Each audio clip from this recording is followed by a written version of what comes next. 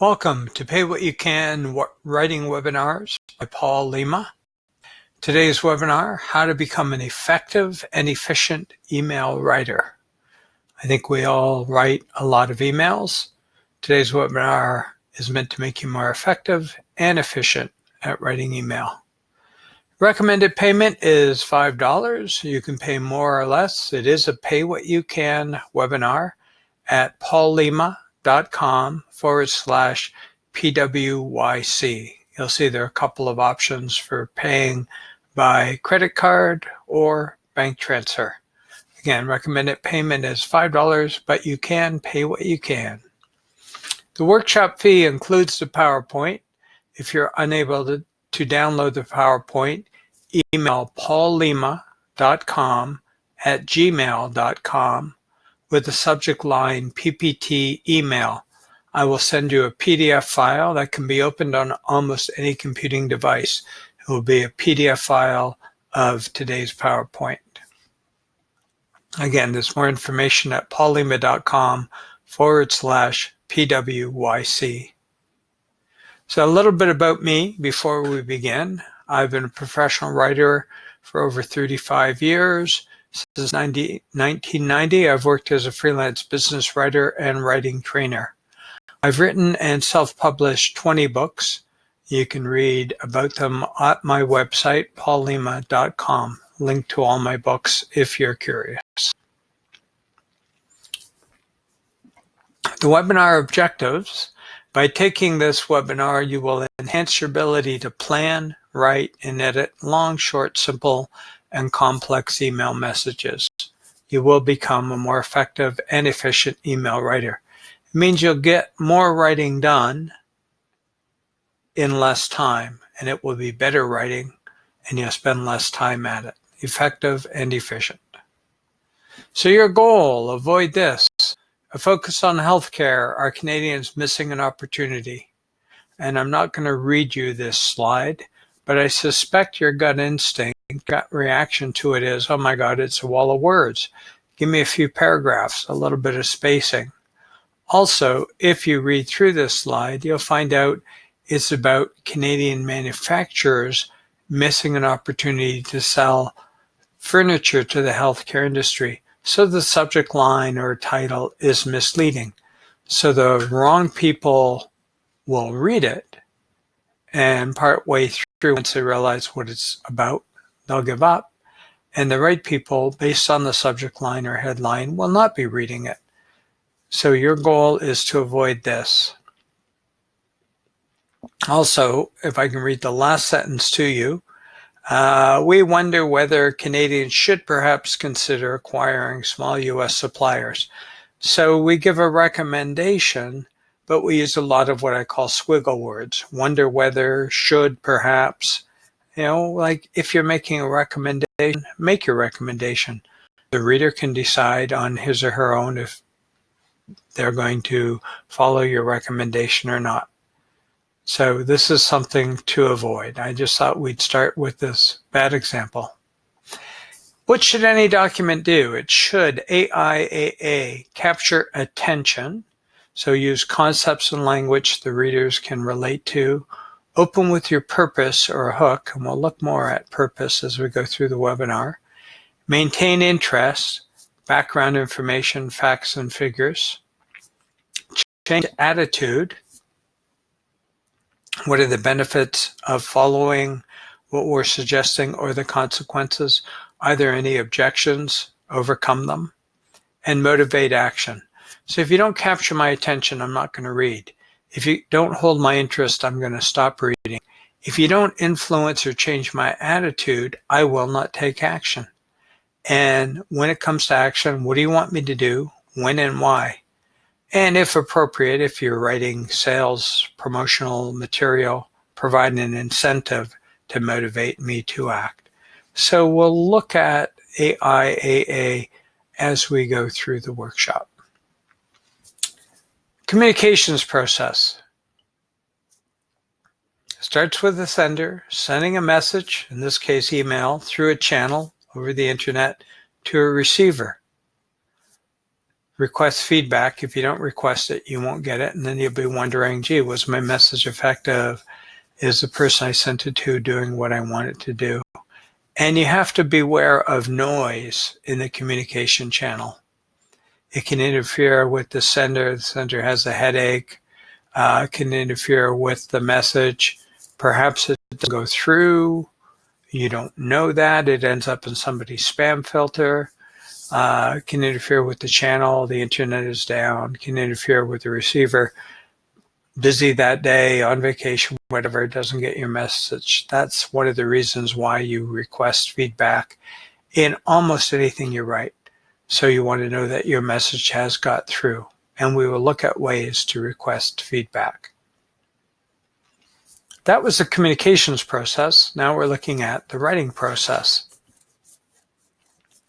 Writing is more than scribbling out sentences and making paragraphs. It starts with planning. And I actually suggest people jot down some of this information before they begin to write. The more complex you're writing, the more important it is to have this information in front of you to help keep you focused. Topic, what are you writing about? Audience, who are you writing? Purpose, why are you writing? And we'll look at some of those things as we go through the webinar.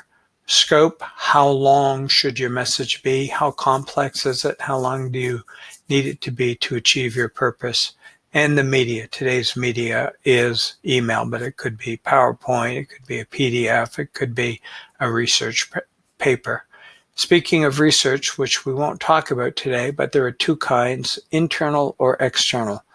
Either you're the subject matter expert, in which case you do internal research, or you need to acquire more information, so you do external research. Often you do a combination of both. So you plan, you research, then you organize, and we will spend some time on that. You create an outline. You also look at the W5 questions, who, what, where, when, why, sometimes how, making it W6. So looking at answers to those questions, and we will look at them in detail, will help you get organized and will help you create your outline. Then you write. So writing is a component of the writing process. And I suggest you write with grammar and spell check turned off so that you can write and focus on what you want to say. When in Word, if you make a grammatical error or spelling error, you get those little red or green squiggles under your words, and you lose your writing focus.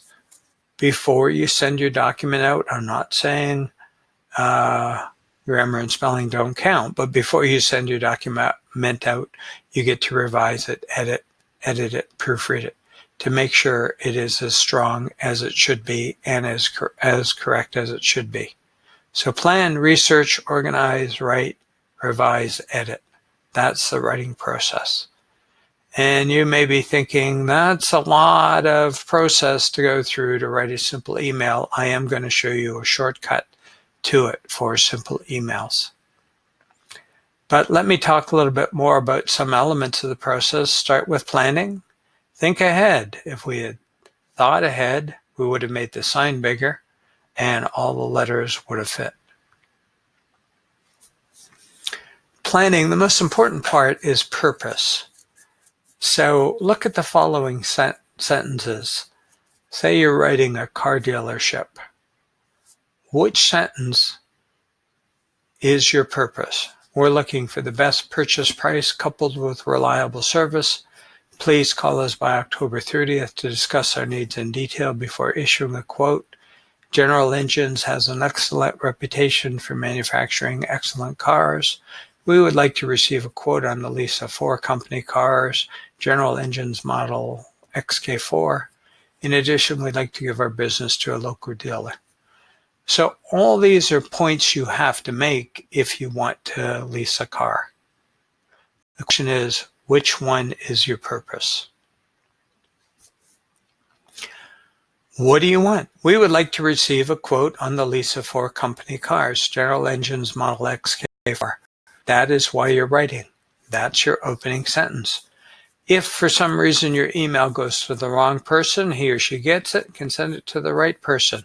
If it goes to the right person, he or she can start pulling the files on the model XK4s to help fulfill your purpose. We're looking for the best purchase price coupled with reliable service. In addition, we'd like to give our business to a local dealer. So now I know you want a service agreement and you want to deal with somebody local to where you are. General Engines has an excellent reputation in manufacturing excellent cars. I've put that in italics. Do you have to say it? If you like to butter up people you're writing, you can say it, but it's optional. If it weren't in your email message, it wouldn't be missed. Call to action. Please call us by October 30th to discuss our needs in detail before issuing a quote. Now, I'm not saying that's your entire email message, but I am saying we start it with purpose, we've got some background information, and we have a clear call to action. Presumably, we would also include our email address, our phone number, our location, information like that. That helps the reader understand better. But there we are, 4 paragraphs, 1 being optional, starting with purpose, ending with our call to action. Which opening sentence states your purpose? I heard good things about the speech you presented on March 15th at the NACB convention. Several managers in my firm have asked me to write you regarding your speech at NACB. Our consulting firm would like to obtain a copy of the speech you gave at the NACB convention for internal use. Is there any fee for the speech? As you may know, our company deals with similar issues to those you raised in your speech at the NACB convention. So which sentence is your purpose? Think about it, see what you come up with, and I will show you what I believe is your purpose. I heard good things from my staff about the speech you presented on March 15th at the NACB convention. Not your purpose. But watch what happens. As you may know, our company deals with similar issues to those you raised in your speech. We would like to obtain a copy of the speech you gave at the conference for internal use. We're willing to discuss any fee that may be associated with this. The reader doesn't know us. We're not necessarily buying something like a car lease, so we want to build up to our purpose. But notice that we do it very quickly in our first paragraph, and our second paragraph states what our purpose is. We would like to obtain a copy of the speech you gave at the conference for internal use. Now, we don't have to say NACB. We don't have to give the date because we've already done that in our first paragraph. So my suggestion to you is either start with your purpose line or build up to it very quickly. Make sure it is at the end of your first paragraph or leads your second paragraph. And again, if this were an email we were writing to somebody, there would be a couple more elements we can include, but I wanted to show you how to build up to purpose. So planning, know your purpose. It is so crucial, I want to spend a couple more slides on it. On a business trip to London, Ontario, you stayed at the Chelsea Hotel. Conditions were below expected standards, the room was not clean, and dining room service was poor. Now, you travel to London monthly. Your company has used this hotel for several years because it's conveniently located and offers reasonable rates. Now, if you have an issue at a hotel, I would suggest you actually speak to the manager there. So we're going to presume the manager and assistant manager were in a meeting, you were in a hurry, whatever. You're going to write the manager. Before you write, determine your true purpose. So take a moment. If you can, want to think about it, pause the PowerPoint presentation and come up with your true purpose. Why are you writing? And now I'm going to show you why purpose is so crucial. Last week, I stayed at the Chelsea Hotel in London, Ontario. Conditions were below expected standards. The room was not clean and dining room service was poor. I'd like my money back ASAP, or I will not be staying at your hotel again. So your purpose was to get a refund. That's what you write. Notice how the tone is kind of belligerent. You might call it negative. Also, ASAP. How many of you use ASAP, as soon as possible, in messages you write? We will come back to that as we go through the workshop. So we've written a negative, belligerent message. I'm the manager. I get it. Them are fighting words. We don't issue refunds. I'm not going to help you achieve your purpose. I don't care if you ever stay here again. Who are you anyway? Now, if I'm a good manager, I might read through your bluster and deal with the issue. But the fact is, you're negative. You've put me into defensive mode. Let me show you something else with a different purpose. I hope you can help resolve an issue for me. There it is, your purpose statement. It doesn't have to be in detail what you want. As the manager, I know you had an issue and you're seeking a resolution. So I'm thinking, okay, I'm interested. What's the issue? What's the resolution? So you have to remember the reader is thinking and reacting to what you write. I stayed at the Chelsea Hotel in London, Ontario. I stay at the Chelsea Hotel in London, Ontario on a monthly basis for business. Let's get into the manager's head. Repeat business, money, resolve issue with a repeat customer. On my last day, conditions were below expected standards. The room was not clean and dining room service was poor. I don't want to be treating my repeat customers, any customers, in that way. So you've got an issue.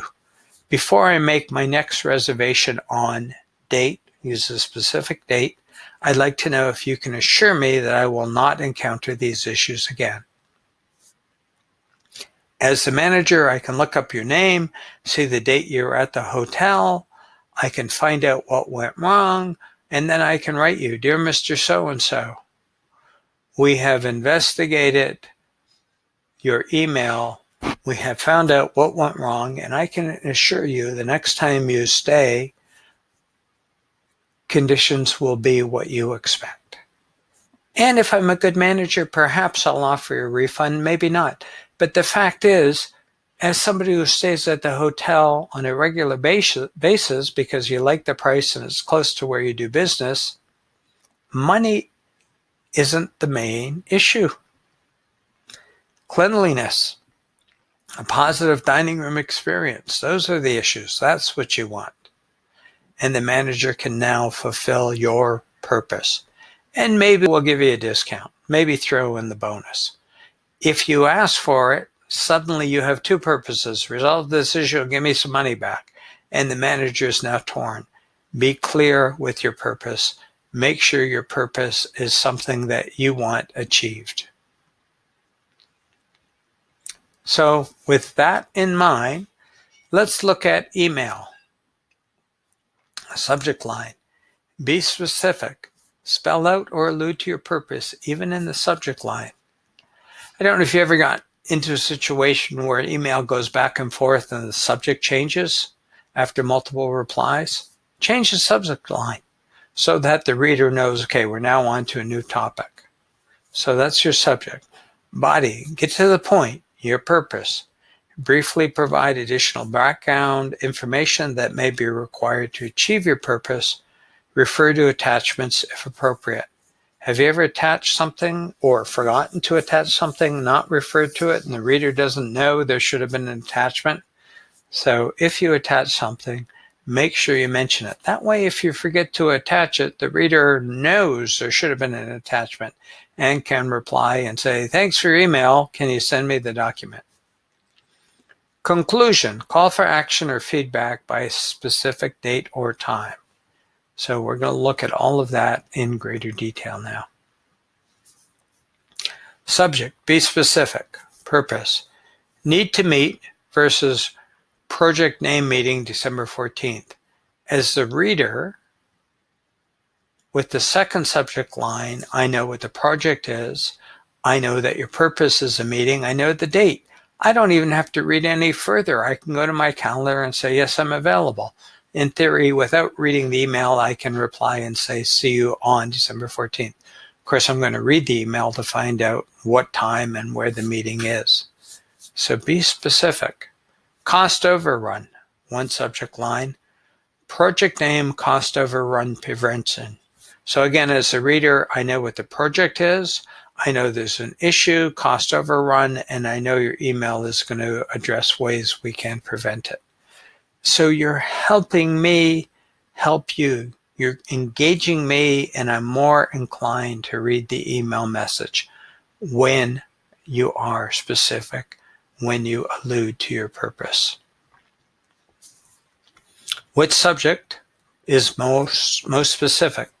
Report ready. Please read ABC report. ABC report feedback required. ABC report feedback due April 21st. Send feedback on ABC report ASAP. Which subject is most specific? I think you would agree. ABC report feedback due April 21st. In order to give you feedback, I'm going to read the report. I know what the report is, and if for some reason that report has nothing to do with me, I can tell you, but I also understand if that's a report that I should be involved in, now I know I can read it, give you feedback, and I can give you feedback by April 21st. If you say ASAP, as soon as possible, you might mean April 21st, but I may not be available until April 22nd or 23rd. That's as soon as possible for me.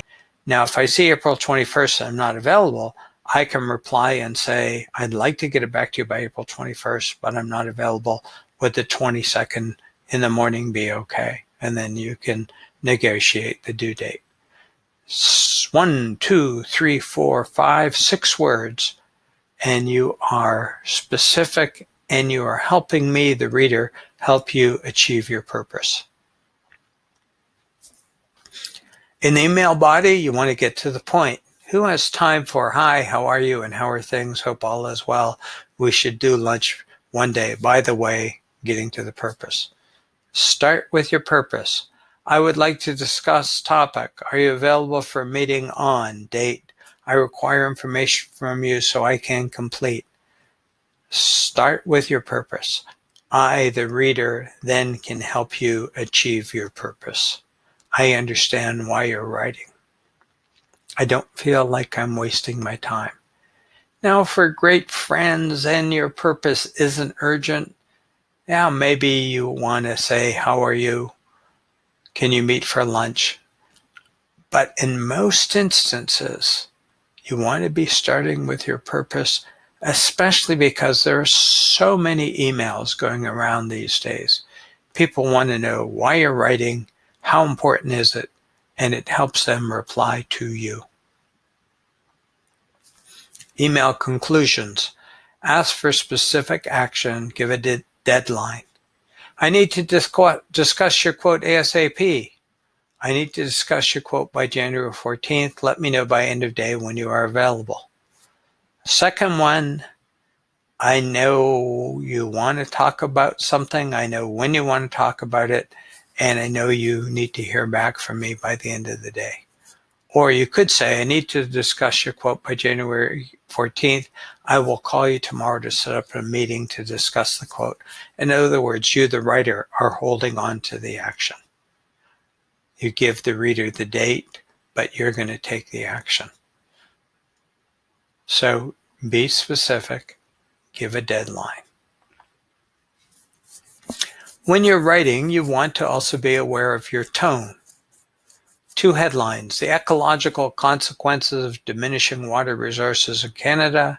What happens when we've drained Canada dry? The first one you might expect to be the title of a scientific paper. The second one, perhaps a headline in a newspaper. So they're both appropriate, but you want to use the appropriate tone for the appropriate audience. Newspapers like to make readers smile. They find that engages people. Scientific paper, I am serious. There's a problem here, and I address the issue in this paper. So you should read it. So use the appropriate tone for the appropriate audience. Which would you prefer to read? You didn't send us your signed invoice, so we have not yet processed your payment. So we can process your payment promptly. Please send us your signed invoice. The first one has a negative tone. Didn't and not. You didn't do this, so we are not doing that. So we can process your payment promptly. Again, get in the reader's head. Oh, yes, money for me. What do I have to do to get the money? Send your signed invoice. Okay, I'm signing it and sending it. So you see how the reader is reacting because there's a benefit for the reader that causes the reader to want to know what they have to do.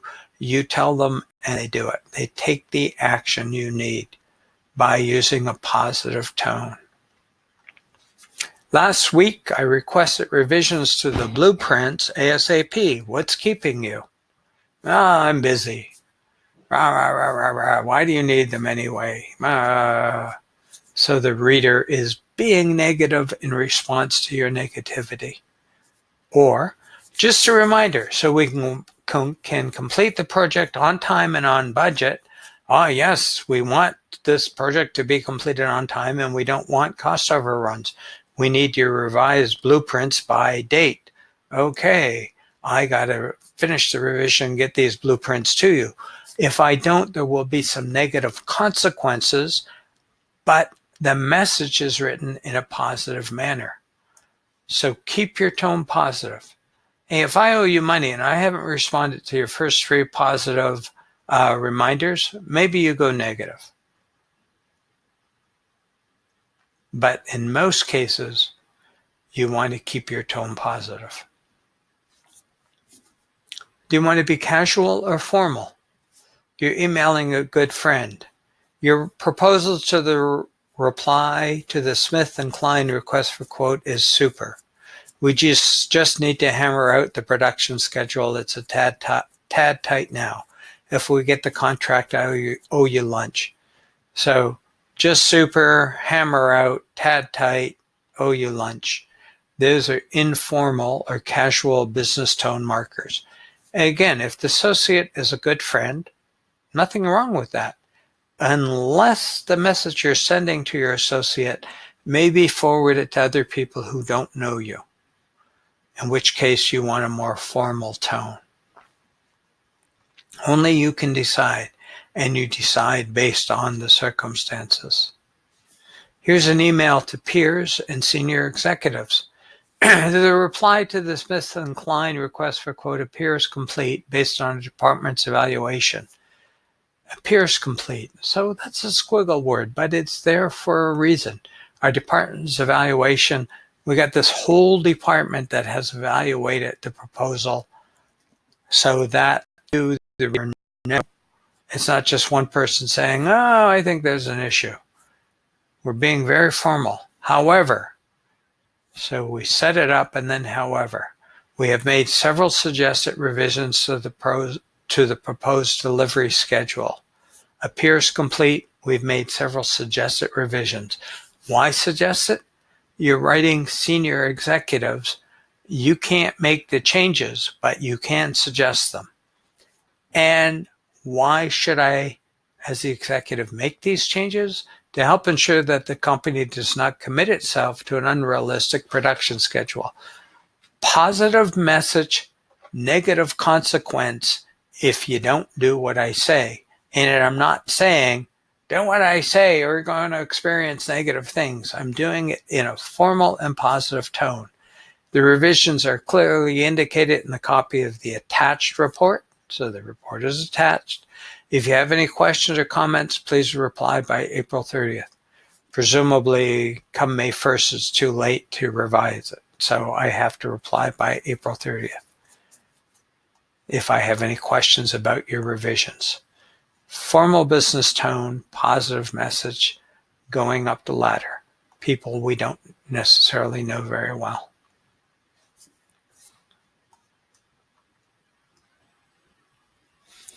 From purpose to conclusion, I have seen many long email messages, and I'm not saying they can all be 3 paragraphs as this is, But this email message is setting up a meeting to address a complex issue. 3 paragraphs. I would like to meet by the end of June to discuss some concerns over a recent proposal to increase widget prices.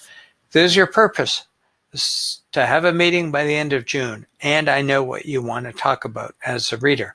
Now, I may not be happy, but you haven't been negative. I may not be happy because I'm increasing my prices. You have some concerns about that. So I know why you're writing and what you're writing about.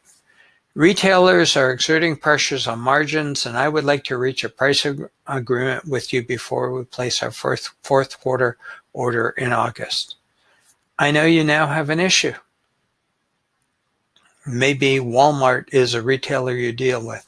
They're trying to get you to keep your prices down. Now notice, as a reader, I'm thinking, so if I don't keep my prices down, you can't keep your prices down, you lose the Walmart order, you won't order widgets from me, I'll lose your order. And so now I'm thinking, how can I work with you? What can we do? Because I don't want to lose your order. I will call you on Wednesday to set up a date, time, and location for the meeting. So the writer is holding on to the action, but politely says, if you have any questions, please email me or call me. So as a reader, I know I can email or call you. But I also know I can expect to receive a call from you on Wednesday. 1, 2, 3 paragraphs. Pricing concerns. Meeting to discuss pricing concerns. Right in the subject matter. Complex issue. Handled in 3 paragraphs. Starting with purpose, providing background information, and giving a clear call to action. I'm not saying every email message can be this short. I am saying email messages are often too long. If you start with purpose, give background information, and conclude with a clear call to action, you can shorten your email messages. You can become more effective, and you can write more efficiently. It's a lot of information. Now you need to write the darn message. And I told you I was going to show you a shortcut. W5 answers help you define who you're writing, who you are and who you're writing, what you're writing about, the topic, why you're writing, the purpose, and the outcome, where and when the what, the outcome occurs, and or where and when feedback is required. Answering W5 questions help you organize your thoughts and outline the points you want to make.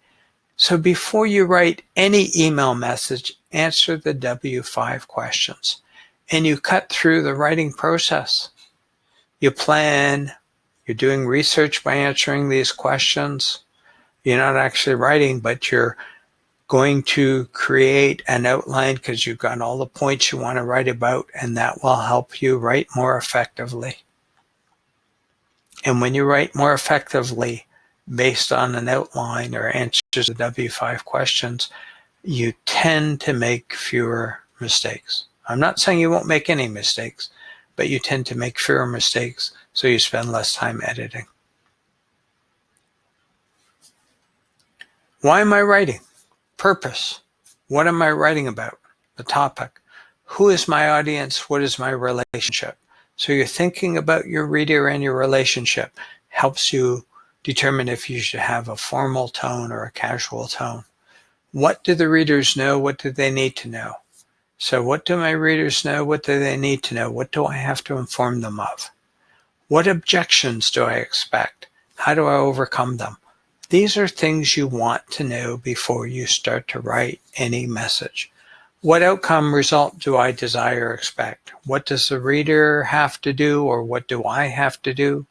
When and where must it be done? How must it be done? How will I know it is being done?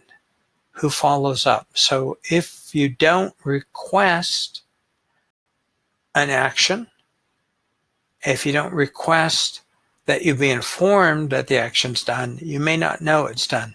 Now, not everything is applicable to every email message. Only you can decide that. But these are the W5 questions you ask before you write. Let's look at something more specific. Think of somebody you should thank and answer the following questions. And again, if you can pause the PowerPoint, pause it and go through this exercise. Otherwise, when you get the PowerPoint at the end of the webinar or request it, please do this exercise. I think you will find it very useful. We're going to go through a couple. Who do you want to thank? So you write that down.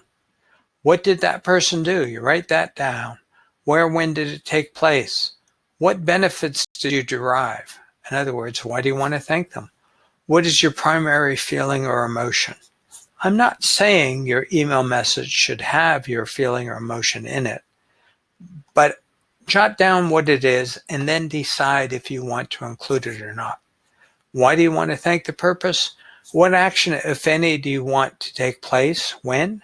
Again, not saying that an action has to take place, but make a conscious decision as to whether action should or shouldn't take place. Perhaps you want to take the person out for lunch because of what they did as a way of thanking them. So think it through. What feedback, if any, do you need? If you want to take them out for lunch, you want to know by a certain date if they are available. What tone should you strike in this email? So again, if you can, pause the PowerPoint, think of somebody you should thank, and answer these questions. And basically what you will have in front of you is a rough outline of the message you're going to write. Move your answers into the order in which you're going to address things, stroke at anything you're not going to address, and you have an outline. You've planned, you've done research, and you've outlined your email just by answering the W5 questions. Same with a complaint email. Again, if you can, pause the PowerPoint and answer these questions. Who do you want to complain to? What do you want to complain about? Where, when did the incident take place? What was the consequence of the incident? What is your primary feeling or emotion? I'm feeling angry. I'm so angry. That's why I'm complaining. But be positive in your message. It helps sometimes to just jot down your emotion and then to decide you're not going to write with that emotion when you write your email, or you're not going to state how you feel. Why do you want to complain? What action, if any, do you want to take place? By when? What feedback, if any, do you need? What tone should you strike in this email?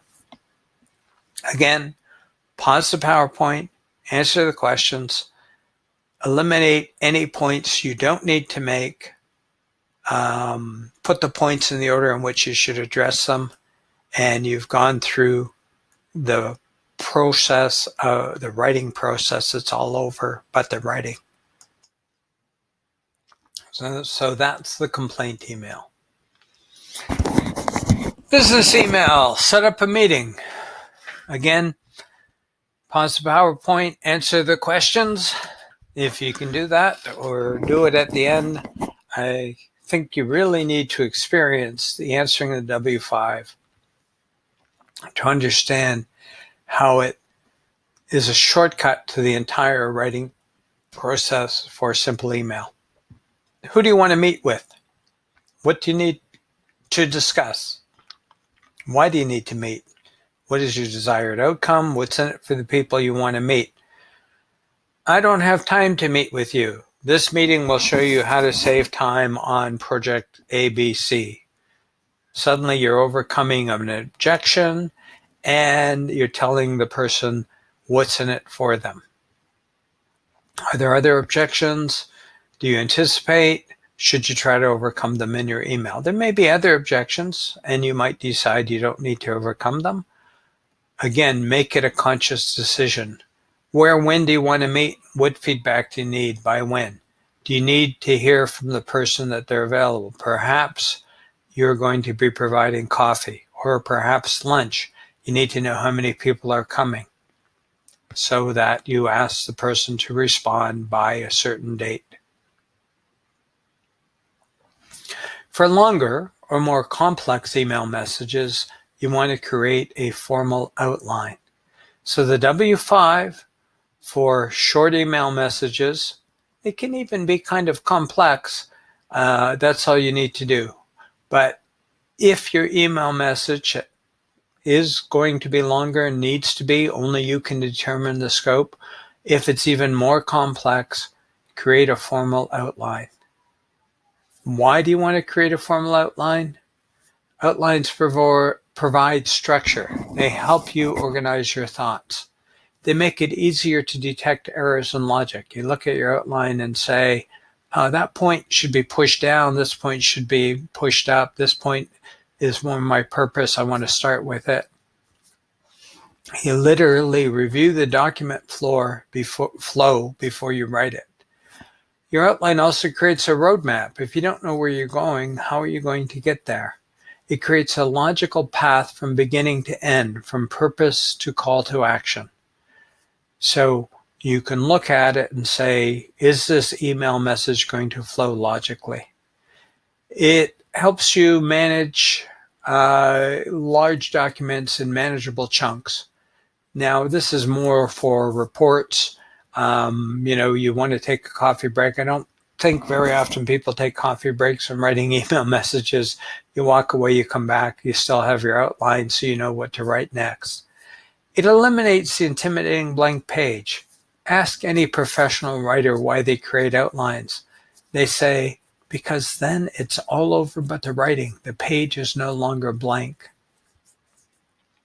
And if you need to get something approved, a detailed outline will facilitate the approval process. So you send it to your manager who grasps the points you plan on covering, maybe make some revision suggestions. It's easier to revise outline points in an entire document. So then when you're writing to an approved document. So there are many benefits to outlining, especially if your email message is going to be long or complex. And as you notice, I just spoke from point to point to point to point. Once you have your outline in front of you, you write from point to point to point to point. So it facilitates PowerPoint presentations, it facilitates speaking, it facilitates writing. What you're seeing in front of you is an outline. Main points, subpoints, main point, subpoints, main point, subpoints. And then I talk to the main point and the subpoints. Or you would write to the main point and the subpoints beneath it. So you're looking at an outline. This is what you want in front of you if you're writing a long, complex message. So after planning and conducting research, so you've done your planning, you've conducted your research, but before outline, you brainstorm using clustering. Clustering helps you jot down all you know about a topic so you can build an outline. And a picture is worth 1,000 words. This is a cluster on the word clustering. If you look down below it, you can see it's pre-writing, helps you develop ideas, information, chunks of data, leads to an outline. How do you need an apple? One bite at a time. And that became the name of a workshop I gave. So clustering helps you come up with ideas, even though not everything you jot down is usable. Clustering, cluster of grapes. Well, I'm not going to write about grapes in my email about clustering. Grapes is Don Cherry. That's his nickname. Don Cherry speaks without censoring himself, a kind of stream of consciousness. Stream of consciousness is called free fall. Free fall is called writing without a parachute. That was also another workshop name, writing without a parachute. So if I had censored myself and said grapes is not appropriate to writing about clustering, I wouldn't have come up with the workshop name. So when you cluster, you jot down everything you associate with your topic. Then it's your job to highlight the words or phrases in your cluster that you want to write about.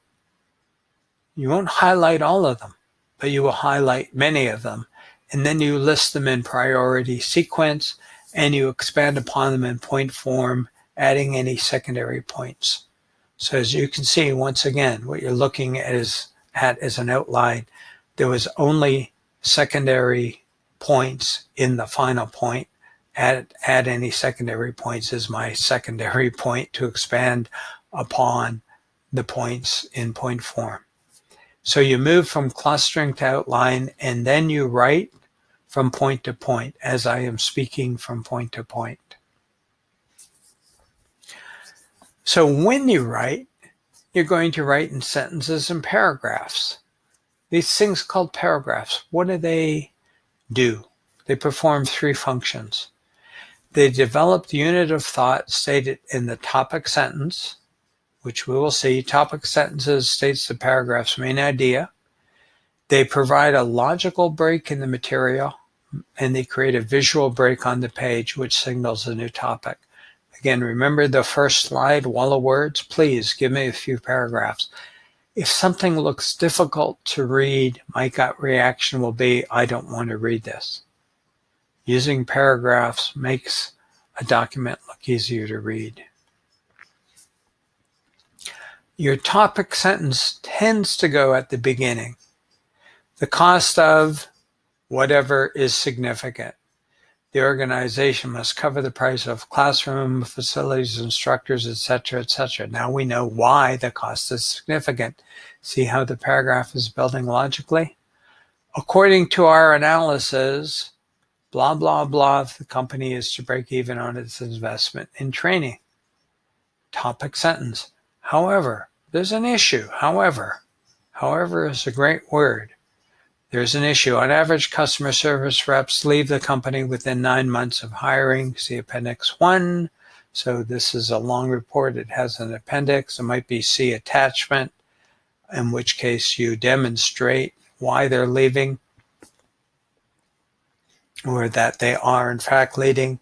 Not only is the company losing money on employee training, we're also paying exorbitant recruitment costs to fill each vacancy.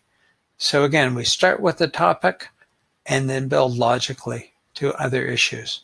To increase the return on investment for training new customer service reps, the committee proposes the following 5 recommendations be implemented within 3 months. And then you've got point form with your recommendations. So when writing, think of what each paragraph is about and think of starting each paragraph with the topic sentence. I'm not saying you have to start with the topic sentence. Make it a conscious decision. Energy does far more than simply make our lives more comfortable and convenient. Suppose you want to reverse or stop economic progress. What would be the surest and quickest way to do so? Find a way to cut off the nation's oil resources. The country would plummet into the abyss of economic ruin. In short, our economy is energy-based. So in this instance, we build up to the topic sentence. Make sense for this topic to build up to the topic sentence. So again, make it a conscious decision where you're going to place your topic sentence for each paragraph. When writing, sometimes you want to use point form paragraphs. 3 habits that improve health are getting 8 hours of sleep each night, eating 3 balanced meals every day, and exercising regularly. Not a complex paragraph. The reader can absorb that. But to help the reader absorb it, use point form paragraphs. In this case, we number 3 habits that improve health are 1, getting 8 hours of sleep each day. 2, eating 3 balanced meals every day. 3, exercising regularly. As a reader, I'm more inclined to absorb each point in the point form paragraph. Not suggesting in any way that you make all your paragraphs point form. I am saying you review your paragraphs to determine if any should be in point form. Use active voice as opposed to passive voice for most, but not necessarily all of your writing. Passive, the subject receives the action.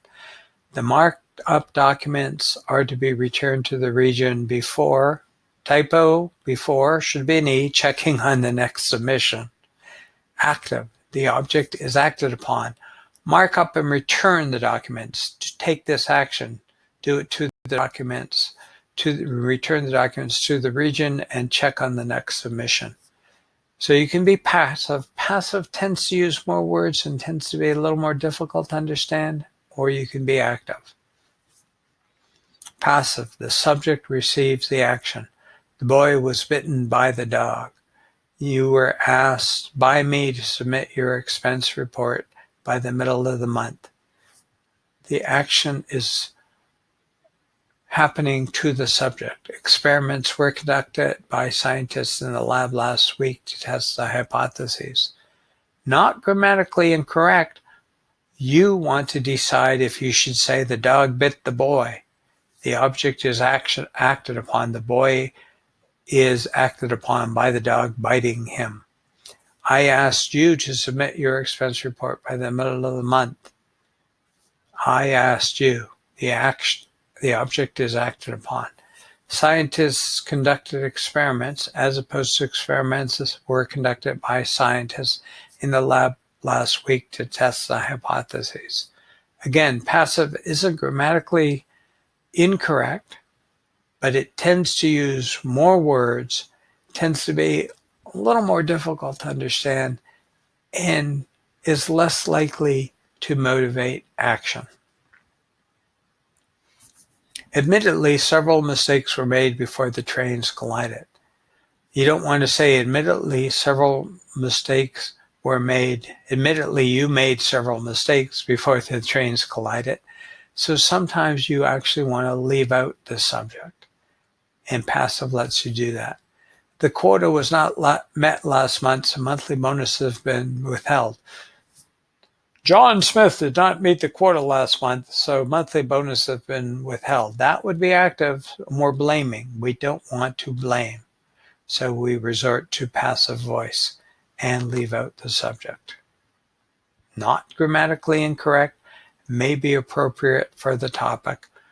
Make it conscious whether you're going to use active or passive voice. And when writing, you want to be concise. A long report may be concise. The executive summary of that report would be brief and concise. Wordy writing sacrifices readability and coherence.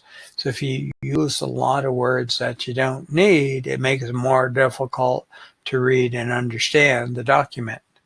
To write concisely, remove extraneous words, phrases, clauses, and sentences without sacrificing appropriate detail. So we could say to write concisely, remove extraneous words without sacrificing appropriate detail. But phrases, clauses, and sentences are appropriate to what we're saying. So you can be too concise. You want to be concise, but you don't want to be too concise. You don't want to sacrifice appropriate detail. Or as the bureaucrat would have it, we are less than pleased due to the fact that it is, at this point in time, the season of winter. You know, bureaucrats write. Their writing tends to be full of words that you really don't need, go on too long, difficult to understand. Shakespeare, now is the winter of our discontent, Richard III. I'm not asking you to become Shakespeare. I am asking you to write with the simplicity of now is the winter of our discontent versus we are less than pleased due to the fact that it is, at this point in time, the season of winter. Make this concise. So again, you may want to pause the PowerPoint to read it and say, what do I have to do to make this concise? Singular specimen of the scientific class of aves contained within the boundaries of the upper prehensile is equivalently valuable as a double inventory of that item located in low spreading thicket.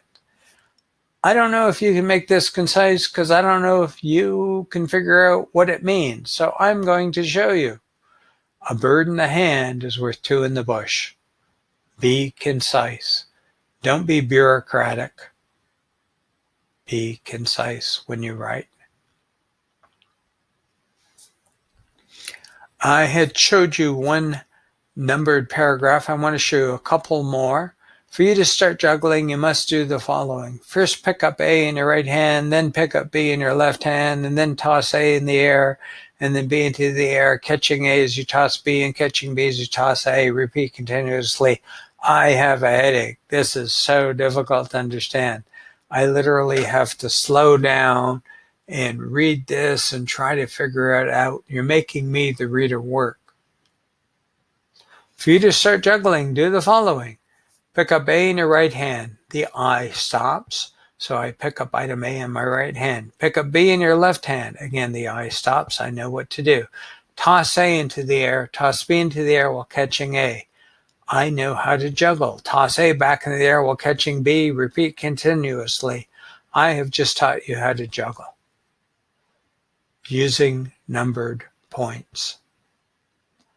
This one we saw, I wanted to show this to you with bullet points as opposed to numbered points. Again, you can decide consciously whether you need numbered points or bullet points. Tends to be if you should do something in a particular order, use numbered points. If you should simply do something and it doesn't matter the order in which you do them, use bullet points. Bullet points can help the reader understand what you're saying. In this study, we examined 4 fuels: neat methanol, neat ethanol, and methanol and ethanol with 10% water. Is that methanol with 10% water and ethanol? We studied methanol, so maybe, so the reader is getting confused. What is it you're examining? In this study, we examined 4 fuels: neat methanol, neat ethanol, methanol with 10% water, ethanol with 10% water. So it helps clarify. It helps eliminate any confusion, the bullet points do. Again, I'm not saying every sentence, every paragraph should be bullet pointed, but you want to make a conscious decision of when you should write with using bullet points. And finally, edit and proofread your document. Editing is part of the writing process.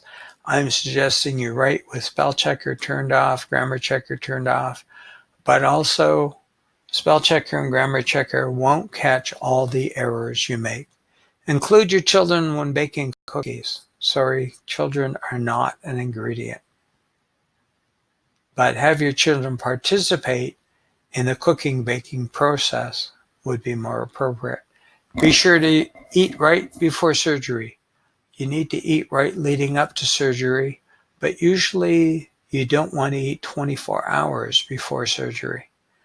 So editing and proofreading, you'll clarify the confusion.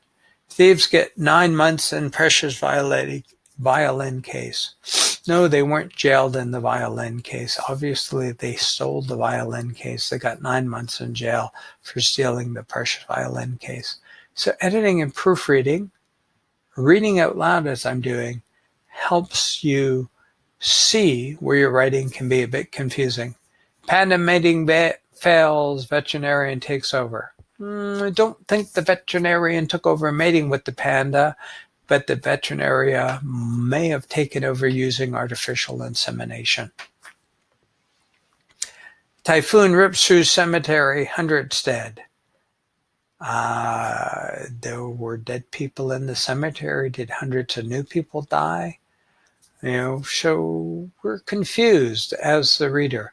And while these are somewhat tongue-in-cheek, what I want to be pointing out is how reading out loud can help you catch errors, can help you make your writing less confusing because you caught errors and you're now going to edit your work so that you're not confusing the reader.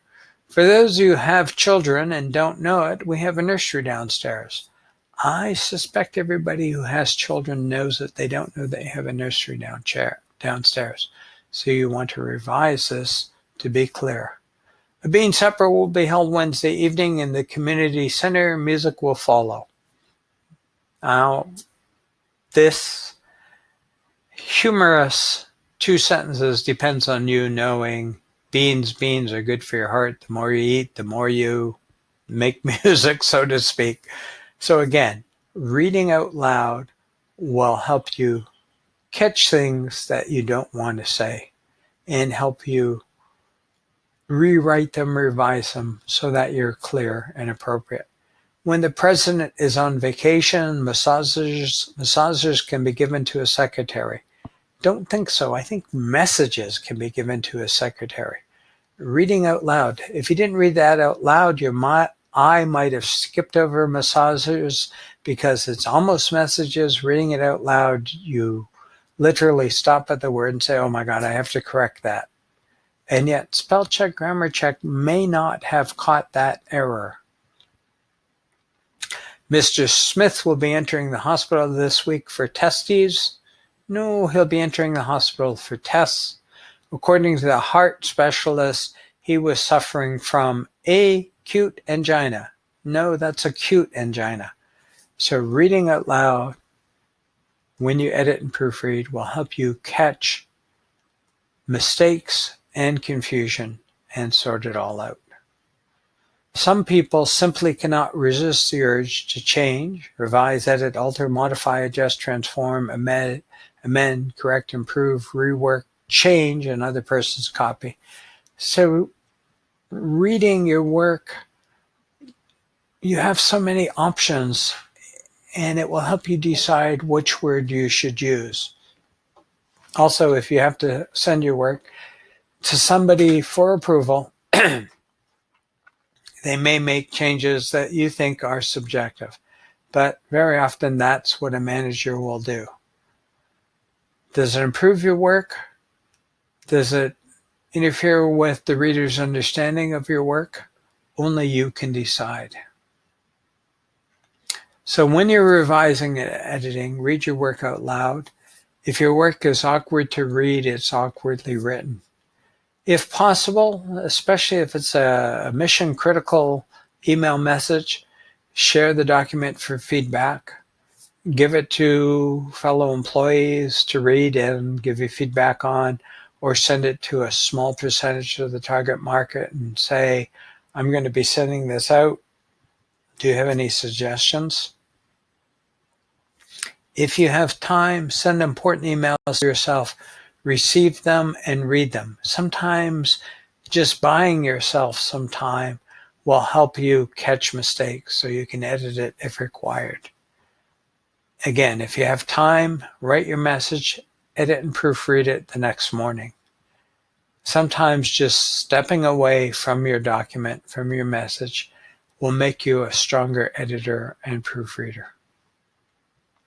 Your goal is effective writing.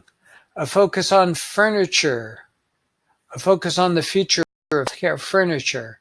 Are Canadian manufacturers missing an opportunity? Too long for a subject line, but in this document, if it's a report, we've got the right title. People who are interested, Canadian manufacturers interested in the future of healthcare furniture, are going to say, oh, I may be missing an opportunity. I should read this report. And again, I'm not going to read the whole thing, but we've gotten rid of the squiggle words. We've used a few paragraphs. Suddenly, we're looking at this document and our gut isn't saying, oh, this document looks too difficult to read. This looks like an easy to read document. You've captured the attention of the right reader for the right reason. The document looks easy to read. And if you compare this document to the first one, you'll see the writing has improved dramatically. To gain entry into the market, Canadian furniture manufacturers should acquire small U.S. suppliers specializing in healthcare furniture. Last line. As the reader, I know what you're recommending that I do. I, as the reader, will decide if I'm going to do it or not, but at least I know what you're recommending for me to do if I'm going to take advantage of this opportunity instead of miss it. So that concludes the email writing workshop or webinar. The recommended payment is $5. You can pay more, you can pay less, you can pay what you can. at paullima.com/PWYC. Again, the workshop fee includes the PowerPoint. If you're unable to download the PowerPoint, email me, paullima.com@gmail.com. Use the subject line PPT email, and I will send you a PDF that you can open on almost any computing device. Notice that all you have to do in the email is the subject line PPT email. You don't even have to write a message. Sometimes email messages can be that easy. You know that the reader is expecting to get this email from you. He's expecting an email with the subject line PPT email, and he knows what he has to do. Now, if you want to include a message, I'm not opposed to that, but you don't have to. So I hope you enjoyed how to become an effective and efficient email writer that has met your expectations. Thank you for taking the webinar. All the best with your email writing.